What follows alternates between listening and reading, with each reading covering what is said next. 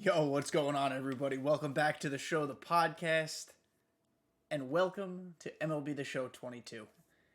If you pre-ordered, you've been playing this game for days. I hope you've been enjoying it. If you did not pre-order and you're getting it on normal release day, welcome to MLB The Show. You've made it. I'm proud of you. Today, we got a lot to talk about, and I don't really have a plan, per se. I have not mapped out what the episode is going to look like. I just know that we have a butt ton to talk about. We're going to do it in a timely manner, because we've all got lives, we've all got shit to do. But we're going to basically just go through what MLB The Show 22 looks like. From menus to gameplay, maybe a little bit of gameplay, not a ton. Things of that nature. Now, if you're listening to this on Apple and Spotify, thank you. Love you. Appreciate you very, very much. This is an episode that is helpful to watch, especially if you have yet to play and you're someone who did not pre-order and you're just about to get started with it today, tomorrow, next day. Not that I'm going to be giving tips, not so much that, but this is going to be a very visual episode as far as like, this is what the menus look like. This is what some of the rewards are. These are the attributes. These are how things are laid out. So, check it out on YouTube if you'd like. If you are already on YouTube, thank you again. If you haven't subscribed, consider so. Leave a comment. We've had a lot of comments lately. I appreciate it very much. Last two episodes of the podcast on YouTube have done great. So I love you all for that. But let's just hop right into it. I mean, let's just look at the game here. So this is Diamond Dynasty. Well, this is MLB The Show's home screen. This is Road to the Show. This is Diamond Dynasty. March to October. Fucking don't even worry about it. And franchise, don't even worry about it because they don't care. Important things to note. I'm going to give you my unfiltered thoughts on the game first. I'm going to click into Diamond Dynasty just so something a cutscene doesn't start. My release night was a little tumultuous. I did not get my pre-order packs or pre-order stubs until probably about 36 hours after release. Truth be told, as frustrating as it was, shout out SDS, shout out MLB The Show support, they got to my ticket within a day and a half and got me my stuff. So, absolute shout outs. If you guys are on YouTube, you see, in my top left corner, I only have 6,169 stubs. That is because I've already grinded, flipped, and played enough to purchase Mike Trout. So I have Live Series Mike Trout on my team. That's the first domino to fall towards my collections. It's the second year I've done that, and now I'm just going to start knocking shit off down the line. Once you get the big fish, no pun intended, out of the way, things become a lot easier in the grand scheme of things. Now, we are going to talk about what the Live Series collection gets you. We're going to talk about some of the new modes. But first, I just want to say, I have enjoyed grinding a game again. I really have. But this game is hard. Like, hitting is hard. Harder than ever before, in my opinion. So, as you guys know, or some of you might not, you might be new to the podcast, in which case, hi, my name's Kenny. Last year I went 276. I stopped at 200 wins. I'm a 3-time flawless player all last year. Am I the best player on earth? Absolutely not. Am I a top 50 player? Nowhere fucking close. When I get to legend, I stop. That said, I can hold my own at the plate. I can pitch well. This game, you square it up and it goes fucking nowhere. There's a lot of reasons for that. Maybe they nerfed hitting. That's the end all be all. That's the number one reason that I can think of. But there are other explanations. It's early in the game, so a lot of the cards' attributes aren't sky high yet, so maybe some balls that you would normally expect to hit out are dying on the track. It's a distinct possibility. SDS has not addressed this. I know some people in the community have expressed a concern, or at least noticed that exit velos or just the way the ball is traveling off the bat in general seem to have changed. I personally think it has a lot to do with the new swing animations that are in the game. They uploaded a lot of new swing animations, and I think that's resulting in some wonky contact every now and then. Again, this could just be me. I could just be having a really shitty 4 or 5 days of early release, but I don't think so. I've seen other people comment on it. So I just want to get those thoughts out of the way first. That is not me trashing the game. All in all, I think the game's playing pretty well. Defense feels incredibly smooth. Like really good. I've said this in the past, and then they've released patches that have fucked it up, so let's just knock on wood and pray. But defense feels incredibly smooth. I like the new hitting animations. I just wish they didn't completely throw off my timing and exit velos. I like the new mode, mini seasons that they added. We'll talk about that. We'll get there. So all in all, and the servers, honestly, I know we had some issues Monday where there were some blue screens or some freezes when you were playing online play. I think they've patched that and fixed that, but honestly, server-wise, it's felt pretty good. There are always going to be server issues on early release night. It's the first time the servers are being tested with the game. None of those things really bothered me all that much. There weren't widespread outages for hours and hours. It was like, 5-10 minutes here is a little shitty. Another 30 minutes here is a little wonky, but then it was fine. It was back. It was good. So, all in all, SDS has done a pretty good job so far.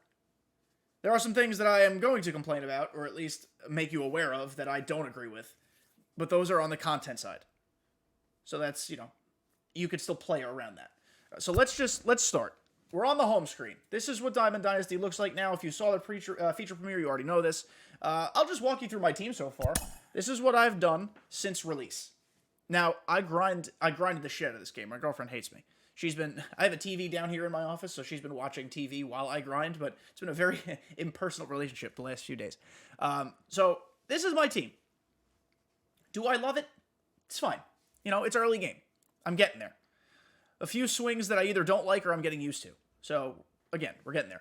Left field, face of the franchise, Brian Reynolds. Center field, the big boy, Mike Trout. He's here. If you can believe it, somehow his swing is even better than before. I think his swing is immaculate. Right field, Ronald Acuna, face of the franchise. Going to third base. This is the best cover card.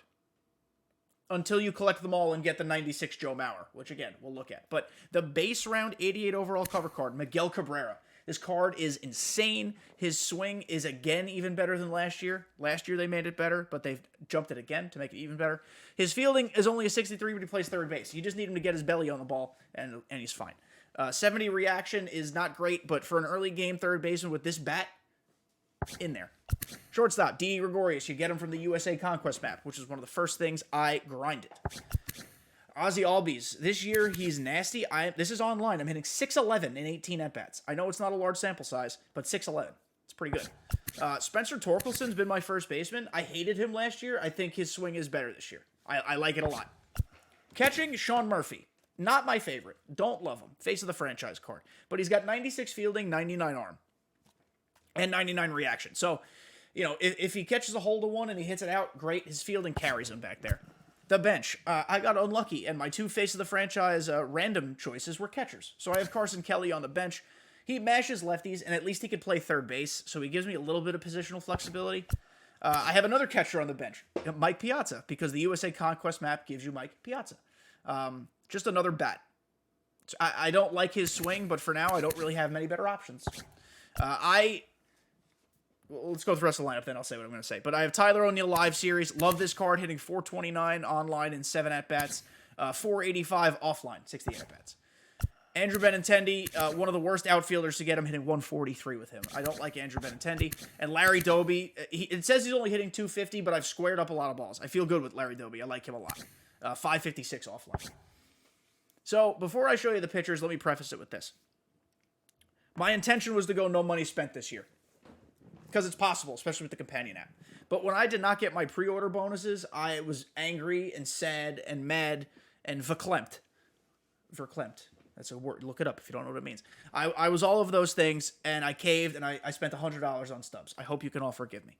That is going to be the only cent I spend on this game all year, outside of obviously purchasing the game. So, I used a majority of that to rip packs. Do I ever advise people to do that? No. However, I wanted to open packs. I didn't get my pre-order stuff. I felt like I was missing out. So I bought packs. I pulled diddly shit. I pulled Josh Hader like twice, J Ram once. I didn't get anything fucking good. Freddie Freeman. So I sold them. Sold them all. Sold everything. That left me with like 70,000 stubs left. That's more than the pre-order amount, but it's not a ton. And then from there, I just flipped and grinded. So this is a team that is not money bought. It's minimal money spent. I wish I didn't spend the money because no money spent is not like something to brag about. It's just, it's nice to not spend any extra money on the game. But I was really fucking pissed off that I didn't get my pre-order stuff. So I made an impulse move. But that is why I don't have a God Squad. People who have God Squads already, like legit ones, spent $2,000 on release night. That's insane. I would never do that. So just transparency. We're all in transparency and honesty here. So that's what I did. That's my team so far. The rotation, the pitching is rough early game. So you can build a passable lineup. Like this lineup, if you have a good swing and your PCI is good, you can hit. The pitching is rough. I have face of the franchise, Alek Manoah. He has a sinker. He always throws out of the stretch, so you can kind of churn some innings out. He's not my favorite. 100 hits per nine is actually pretty good early game. I got the Takashi Okazaki. I believe that's how you say his name. I'm sorry if I got it wrong. I think it is how you say it, though. Randy Johnson. Card art's unbelievable. I really wanted early game Randy because it's going to take me a while to get the collection reward. I hit Randy pretty well, and I get hit with Randy well. So the jury's out on Randy. 84 Jared Weaver, new legend. You get him from the Conquest map. He throws a sinker, funky delivery, throws really, really slow. 59 velo. I have not used him online yet, so I cannot honestly tell you how he is. Not bad to use against the CPU. So, we'll see. Ryan Nelson, very much like Ryan Nelson. Only 4 pitches and they all suck. 4-seam curve slider, circle change, but he pitches with rec specs on. And if you could look at my face right now, I wear glasses. So I enjoy Ryan Nelson. I actually think he's pretty comfortable to pitch with. Is he great? No. Online will probably get shelled. But he does have 91 velo, 90 break. At this point in the year, pretty good. Finally, Mick Abel. Sinker of primary, throws 5 pitches, 12-6 bender, has a lot of movement this year. 96 velo's nice, 89 breaks nice, 78 control is good enough. In the bullpen, Live Series Chapman is an 82. I have Garrett Crochet for now. Terrible news about his Tommy John surgery. But I have Garrett Crochet for now because he's a hard-throwing lefty with a funky delivery. Legend Brian Wilson, legend Mariano Rivera, the same 84 Rob Dibble that was in the game last year.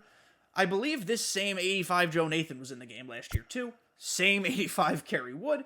And then I just got, this was my choice pack, face of the franchise Devin Williams. This in the game right now is the best reliever in the game. It's better than the face of the franchise Chapman. Face of the franchise Class A sucks. This is the best reliever in the game. So it was a no-brainer when he came to get selected. So he's on the squad. That's my pitching staff. Again, it's early. It's not great. You just try to use guys early in the game who you feel comfortable with. From there, you can build. You just got to be patient. So nothing else new on the home/my squad screen. I just want to show you guys where I'm at. We can talk about the play screen, though. Let's start with programs. Innings are gone. I guessed that in the last episode. I was right. Innings are gone. Now, you'll have featured program, which think of that as your first inning program, second inning program. That is where your main program, your featured program, is going to be. Next to it, other programs. Probably player programs. Also, like if they ever do another Field of Dreams type of program, all-star program, postseason program, those will all be there. So we'll just look at other programs first because there's just one thing there right now. Your starter Babe Ruth program. You earn an 82 Babe Ruth. Nothing to write home about. It's a decent free bat for your bench. It's whatever. But it's very simple. You just do all the missions here. Missions, bing, bing, bing, bing, bing. Moments, bing, bing, bing, bing, bing. You can do a collection if you so choose. And exchanges. Boom. Done. Very simple. That type of accumulation of program points has not changed. In your featured program, it hasn't necessarily changed, but it is just a little bit different. So first, gameplay XP. We know this. That's normal. I have not achieved the cap myself, but I was told by a friend that the daily gameplay XP cap is 100,000. That's gameplay. You could still receive and accrue experience after the 100K cap if it comes from like a daily moment, a collection, an exchange. You cannot get any more from gameplay though. I think that was self-explanatory. Just wanted to be sure. New thing. Daily moments are no longer tied to earning a player as they were last year. You don't need to do 30 daily moments over the course of a month or 27, whatever the fucking number was, to receive 97 Pablo Sandoval. Now they're just baked into your featured program. Each one is worth 1,000 XP. I'm sorry my face cam is covering it if you're watching on YouTube. But each one is worth 1,000 XP. They are the same type of moments. Rookie difficulty, 6 total bases with Bryce Harper. Rookie difficulty, 2 innings, 2 strikeouts with Johnny Cueto. Rookie difficulty, hit a homer with Trevor Story. Super easy, take you 5 minutes max. Hopefully they've eliminated the ones where you actually have to play 3 innings, because those just sucked. But I like this. It means, like, I don't recommend skipping them, because it does give you a free 1,000 XP, and we'll get to the actual progress path in a second. It's a grind. It really is. The 1,000 XP is going to be nice. But I like that it's no longer, like, you don't feel like it's necessary. If you're on vacation for a week and you didn't buy the Switch version to grind offline, it's no longer like, oh, fuck, I'm not going to get Zach Britton. 93 Zach Britton was one a lot of people missed last year because he was the first one and people didn't realize how it worked. Now it's just you don't get the XP, which sucks, but it's not like an integral piece of the puzzle. Featured program moments. This is no different than an inning program's moments. Right now, they just gave you every face of the franchise card as a moment. This was literally the first thing I did on release night because I didn't get my packs. And so I needed something to do, and I did that. Week 1, Legends and Flashback missions. That means we're going to get new shit every week for these. Pretty good. So you can earn these Diamond Dynasty. You can earn them really in any game mode you want. Within Diamond Dynasty, and they'll give you 500 XP for completing them. As you can see, I've done some of them, not all of them. Probably won't get all of them, but I've done a handful. You get 500 XP for each one. It's not bad. Collections, no different. You could already collect starter Babe Ruth, 10K XP, bingo bango. This one, you could exchange Live Series players for 10,000 XP, 150,000 points worth of Live Series players. Just to show you guys what that means, Mike Trout himself is only worth 100K. You'd have to put essentially Bryce Harper on top of Mike Trout, giggity, and you'd get 150,000. So I don't recommend doing this. Just skip that one, not a big deal. Showdown for AL Faces of the franchise, get you 15K. There will be an NL Faces showdown, so it'll be another 15K baked on top of it. And March to October, fucking skip it. Don't even bother. So as you guys can see, basically the same means of accruing XP. It's essentially the same. A couple little tweaks, nothing new that you've never done before. It's just that now some things that were somewhere else are now baked into the program. I kind of like it. But let's talk XP path. So you have, from release now, when you get it, 24 days to get, I think it's 600K? 600K XP, you get a Big Dog Choice Pack. Big Dog, I just said that weird. Big Dog Choice Pack at the end.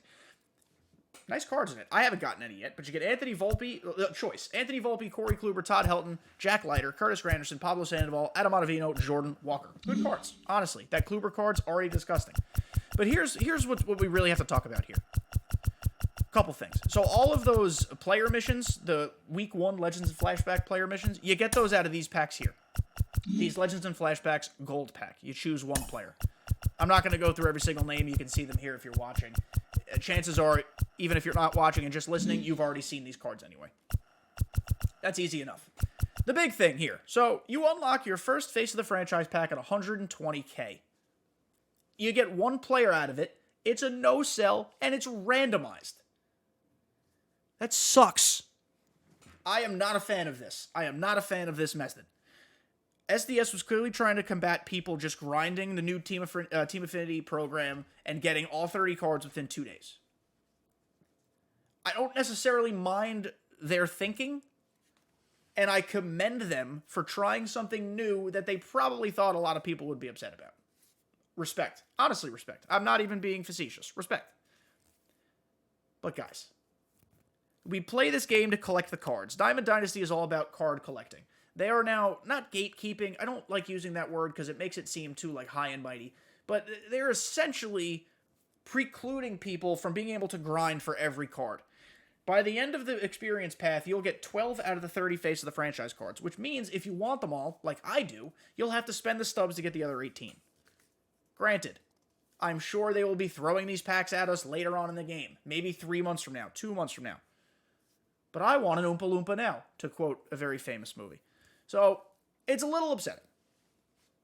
That said, once you get each division's randomized one-player pack, I hope that made sense, Starting at 255K, you get choice packs.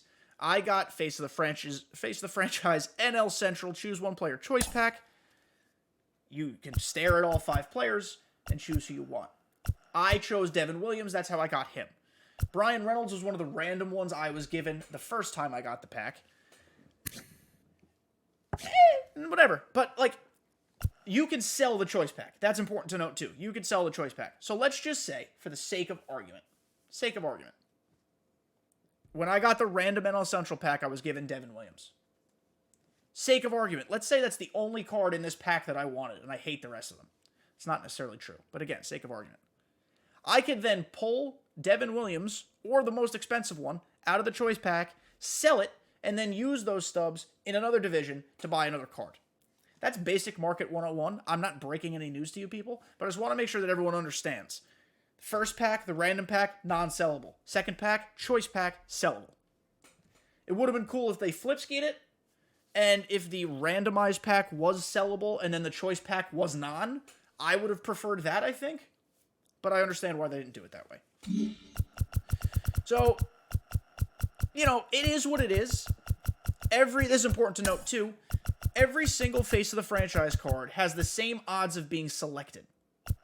So, like, Face of the Franchise Mike Trout has the same odds of being selected as Face of the Franchise Sean Murphy, which is why I got so fucking upset when I pulled Sean Murphy. Is what it is. But that's the featured programs. Easy. Beautiful. Easy breezy, beautiful cover girl. That's what I was trying to say. Not a sponsor. Online modes, other than co-op, nothing has really changed. So we're not going to go into it a ton. I will just bring you guys into ranked seasons quickly to show you the rewards.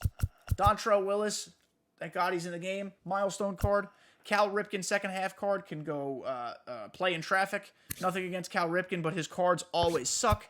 And 91 Jorge Posada. They've given us a lot of early game catchers off the rip. So that's good. I just don't know if Posada's for me right now, given what else is available. But that's not bad. Pennant Race Pack. Did I skip it? Yeah, here we go. Garrett Anderson, Johnny Bench, Jim Palmer. All golds. Not a big deal. You can buy them off the market right now for less than $5K. That's what that is. Battle Royale, the rewards, I've already completed the first 100 to get the choice pack. But the rewards, 90 Larry Doby, cool card. And then Jason Bay, Andrew Miller, Chipper Jones, Craig Biggio, Pedro Martinez. Cool stuff. Cool stuff. We're not going to dive too deep into the attributes there. Event. I hate these stupid fucking tutorials. I have 10 wins, need to get to 20. To get the rewards I want. 15 wins, Alfonso Soriano. This card has massive 120 power against lefties, but otherwise looks kind of underwhelming. And then at 20 wins, Nolan Ryan, 88, that doesn't have Outlier. I think that kind of defeats the purpose of Nolan Ryan, but he might have been, 1973. No, he was young. Yeah, I don't know why he doesn't have Outlier. He does have 99 velo, though. So... The one thing I do want to talk about in new game modes, mini-seasons. Mini-seasons is awesome. I am 10 games into my first mini-season. I'm 9-1. The CPU actually is good. I've been playing these on All-Star because, like I said, I have not been hitting well. And I know on All-Star I can win, as you can see, 9 out of 10 games. Hopefully I'd like that ratio to usually be higher, but we'll take it for now. You play against imaginary organizations. I had to make sure I word it right. But the teams, the players, the rosters are actually taken from other online players. So sometimes you might face a team that has dog shit players. Sometimes you might face a literal end game $2,000 spent God Squad. The luck of the draw, whatever it is. But I kind of like it. It's cool. It's fun. 3-inning games. You do get some cool rewards. 89 Evan Longoria off the rip. Once you complete it, you get some packs, some stubs, some XP. XP's huge this year, as we know with the program. So I like it. It's fun. Collections. Here's what we're going to talk about. We're going to just go through what the team-by-team collections are, what the overall collections are. And then we'll do some Legends of Flash. Let's do the Legends of Flashbacks collections first. I lied. We're going to do those first. So, if you collect 15 All-Star cards, that 85 Joe Nathan that I have, not bad, decent early game card. If you collect, there's nothing for that yet. Postseason, nothing for that. Veteran, You get 87 Andrelton Simmons that no one gives a shit about or asked for. So just ignore that. Can't even sell it. Fuck. Ignore it. It's stupid. Breakout cards. 89 Dave Parker. Cool card. Not bad. He usually is a good swing. Nice contact, decent power against right. Good in the field. Great in the field, I should say. Not even good. I don't think anybody can get him yet, though. If they can, they've fucking grinded the hell out of this game. Rookie. 86 Mark Pryor. I'm almost there. Cannot wait for Mark Pryor. That would help make my rotation much better. I like Mark Pryor a lot. Really cool stuff. Prospect. So, as you can see, I have not locked in any of my prospect cards yet. I don't know what to do. I could use the stubs big time right now to finish or help, get started on and make progress on live series collections. That said, last year prospect cards were really fucking hard to get later on in the year until they released a whole bunch of them into the market. But if you collect 25 prospect cards, they've released 30, 31, 32, 33, 34, 35. So you don't need all of them. 91 Adley Rutschman. That's a nice looking catcher early game.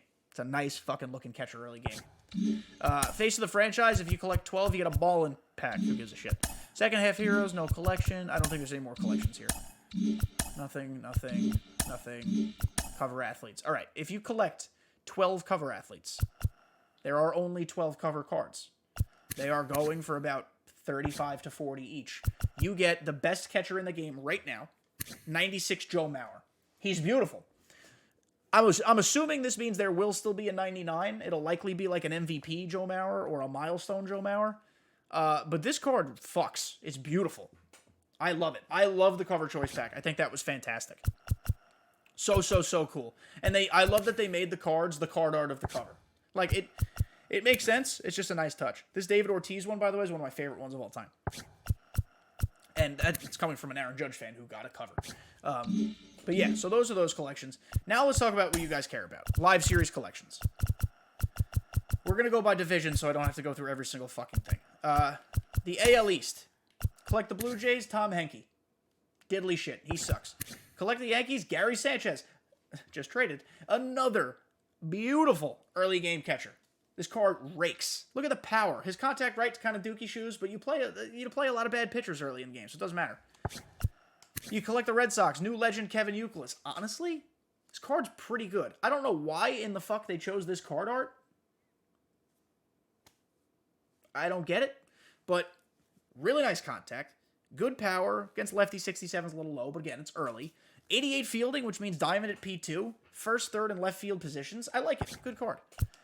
Jose Alvarado for the Rays. Honestly, he doesn't have the sinker anymore, but this is a really good early game lefty with high hits per 9, high velo, high break. Good card. And the Rays are not a hard collection to complete. And 82 Darren O'Day, you might laugh and say, haha, the Orioles only got an 82. This card's good. So, fuck off. Next, AL Central. Ray Durham throwing the hand up. Stop. 90 Ray Durham. Almost said 82. 90 Ray Durham. It's a prime Ray Durham, which I think that means we're not going to get another one. I don't know why you purchase his rights if you're only going to give him a card that's a 90. But I look at this card as essentially Brian Roberts. He's going to have high contact. He's going to have doubles gap power, which is literally Brian Roberts' profile. He's a second baseman with good fielding. Is he a perennial Gold Glover? No. Is he a good fielder? Yes. He's going to be a high speed guy. This one's 90. So I view him as base, and he's a switch hitter, just like Brian Roberts. I view him as Brian Roberts. So take that for what it is. 88 Jim Thome is an insane collection reward, especially for Indians collection, or Guardians collection. That's not expensive. Really good card. We know he has a nice swing. 86 Eric Hosmer. We'll just go to the next one. Playing traffic. 86 Justin Morneau. Switch hitter. Oh, he's not a switch hitter. Wasn't Justin Morneau a switch hitter? Well, he's a lefty here. I'm actually going to look that up right now. Am I dumb? You could say yes. What did I guess wrong here? I thought Justin Morneau was a switch hitter. Please, everyone tell me that I'm stupid. Justin Morneau.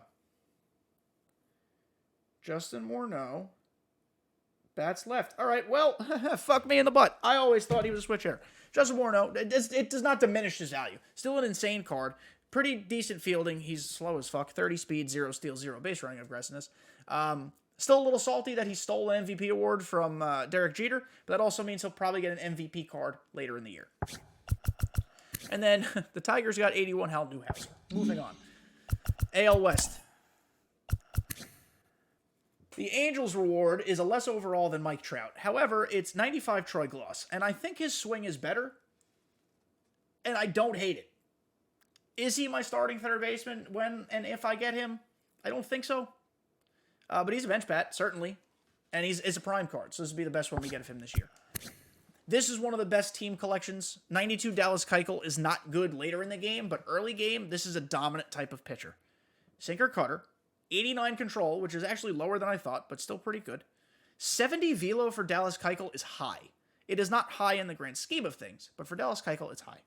95 break, 109 stamina, and with stamina being like so overcorrected and shitty this year, that's good. 91 hits per 9. Really good card. Edgar Martinez, 85. If you value contact more than power, this is a bench bat against lefties. He's nothing more. Nothing more. But cool that Edgar's in the game again still. 85 Mike Napoli, new legend. Destroys baseballs. Really, really cool card. He's a catcher who can play first base. Probably just a bench bat, I think, but a cool card. And 82 Raleigh Fingers, you say LOL A's, you got a shitty card. I actually think this is more in the Darren O'Day mold, where if I faced this card, I would not be surprised. It's not bad. Sinker primary. It is what it is. The A's collection also costs about 6 cents to complete. So, NL East, Gary Carter, 96 overall, one of the highest overall collection cards. Gary Carter has a swing syndrome. He always has incredibly beautiful attributes, but God, he cannot hit the fucking ball because his swing sucks. So I'm sorry, Gary Carter. Rest in peace. Mets fans, I'm sorry you didn't get a cool fucking Carlos Delgado. Imagine you got a Mets Carlos Delgado collection reward. I still think we're getting one. It's Gary Carter. Hank Aaron for the Braves, 94 overall. Probably the best bat against lefties off the bench right now. 125 contact left, 85 power left. Good in the field, great in the field. 67 speed. They hoed this one on the speed a little bit. And this is a primary center fielder, so just everyone remember that, be aware. Mike Schmidt, 87 overall. Another good bench bat against lefty pitching. We get the same card every year. Mike Schmidt cards for me are never in the conversation. 87 Steven Strasburg. They gave a lot of pitchers slurves and circle changes this year. He's one of them. He got both of them. 99 velo, 99 break early in the game can't be discounted. Again, if this was June, we would just laugh at this card, even if it was a higher overall. But for now, I think it's usable. And then the Marlins get 84 Gary Sheffield because nobody loves them. NL Central. Robin Yount, LOL. Moving on. Lee Smith for the Cardinals. Cutter forkball. Some people are dominant with Lee Smith. Some, like me, suck dick with Lee Smith. But it's a diamond reliever, so it's good. 84 Kyle Hendrick, moving on. We're not even going to talk about it. 83 Tony Perez, moving on. Not even going to talk about it. And 82 Willie Stargell. You could pretty much just forget about the entire NL Central. NL West. 94 Kirk Gibson. This card is one of the very few team collection cards that deserves to be in your starting outfield. I think most people are going to keep him on the bench because he's a sick bat. But it looks like his swing is dirty filthy. He's got 84 speed, 82 in the field with 84 reaction. This is a really, really good card. I slandered Kirk Gibson hard when they announced that they had his rights. I was like, how the fuck are they going to give him a legit card? But this was the perfect way to do it. Drop his best card he's going to have all season on release night. This is an awards card. He cannot have higher than this. So a 94 Kirk Gibson that kind of slaps the dick out of the ball early on, SDS, this was one of the few fantastic decisions you've ever made. Great job. Love this. 93 Tony Gwynn, I think right now is actually playable. I think with how bad exit velo is and how hard it is to hit for power, some slappy guys like this might be productive, and you could be successful with them. So Tony Gwynn, high fielding, great arm strength, fast as shit, can steal bags, massive contact, big PCI. Brandon Webb, 85 overall. This is the only time in the year Brandon Webb's going to be good. They gave him a sinker cutter. Last year, he was booty cheeks. I haven't seen or faced him yet, but I have hope that he's better. 84 Larry Walker, LOL, this card sucks. And then 84 Willie McCovey. Here's what we care about, though. We've gone through each division. If you collect the American League, you can get Michael Young. I like Michael Young. You guys are all going to laugh at me. Last year, I really liked his card. Signature Series card art, by the way, pointing in the right direction now. Looks beautiful. This is just a solid early game collection card. Nothing more to say about it. Mike Messina, Sinker cutter. Signature series. He has a beautiful signature, by the way. That's a real signature. They hoed my boy. 114 stamina, beautiful. 99 break, beautiful. 91 control, beautiful. Even 83 velo, I think they were generous there. They only gave him 82 hits per 9, man. There's going to be a lot of contact against him. Hopefully soft. Early game, he's perfect. I've been relating him to last year's early game Tom Glavine. In my opinion, they're the same pitcher, just one throws lefty, one throws righty. So if you had success with Tom Glavine, like I did, I loved that Tom Glavine card, I think you'll be okay with Mike Messina. At least until like early June. And then jump ship, go somewhere else. 93 Grady Sizemore. Cool card, nice swing. Prime card, so you're not going to get a higher one. Grady Sizemore was such a cool player when he actually came up into the big leagues. He was dominant for a handful of seasons. Injuries derailed his career. Very unfortunate. I am not jazzed about his cards really ever since I know last year was the first year he came back, but I don't get excited over it. I think it's fine. I think it's okay. It's a bench bat. That's all it is. It might not even be a bench bat, because by the time you get it, better cards might have come out, but it's probably just a bench bat. NL collection. Or, NL3's collections. NL's 3 collections. Sorry. 97 Chase Utley Prime. So we are not getting a 99 Chase Utley. This is the best Chase Utley we're going to get. 102 contact right, 90 power right. I wish they would have been able to give us a 99, because I think he deserves better hitting stats. 96 contact left, 85 power left. That hitting basically means you can only use him for the first 6 weeks of the year, because we're going to get better cards. Even if a better second baseman's like a 92 overall, it won't have his fielding or speed, but their hitting will be better. What's saving Chase Utley here is that he might have one of the most immaculate swings ever produced in MLB The Show. So good for him. 96 Kenley Jansen, cutter, slider, sinker. Doesn't have a changeup. I think we'll still get a 99 of him, so this card's good for now. Put him in your bullpen, don't think twice. 92 Prince Fielder, I hate his swing, and I know I'm in the minority. So I'm not excited about this card. Doesn't do it for me. Maybe his 99 will be better. It won't be a fucking home run derby card. It'll be something worth using. Oh, by the way, I missed. Sorry. In the AL, when you collect all 3 of those guys, I'm an idiot. You get 99 Frank Thomas. I have mixed feelings about the way they did the AL, NL collections, and the overall. On one hand, 99 Frank Thomas doesn't do diddly shit for me. On the other hand, it makes you use him early before they give us better, more popular options later. So in that respect, again, good job. I think that was smart, because it almost forces you to use them once you get them. For the NL, 99 Clemente.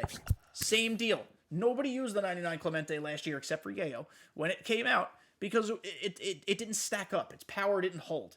This card right now might be the best card in the game, other than Live Series Mike Trout. But max contact right-left, 81, 85 powers, pretty good. 95 fielding, that'll max at P4, 99 arm, 99 accuracy, max reaction at P4, and 72 speed base. This card's nuts. Right now, this card's insane. July, not so much. And then when you collect everything, you get 99 Randy Johnson. You've heard my thoughts on Randy Johnson. I told you about the Takashi Okazaki card. It is what it is. It's a signature series. It only has 105 hits per 9, but it throws hard. He's got good control. I wish they would have given him a perfect game card, or a 3,000 strikeout card, or a Cy Young card, or something. Instead, we get a SIG series. It is what it is. I think they did collections this way this year because they knew that everybody had Chipper Jones in their lineup basically all year last year, and they want to encourage variety. So by giving us quote-unquote lesser 99s earlier in the game, it encourages that diversity later on, because you're more apt to leave these cards in the dust and get the new ones as they come out. That's just my thinking. But guys, I mean, it's been recording for only 39 minutes, and I think, honestly, we covered just about fucking everything. There are a lot more intricate things we can talk about, like how the new marketplace has all different flip prices. It's not just like all diamonds are 5,000 quick sell. Now there's tiers, same as gold, silvers, bronzes, commons. There's a lot to talk about. I have some things in the works as far as who might come on and be guests, wink, wink, to talk about certain things.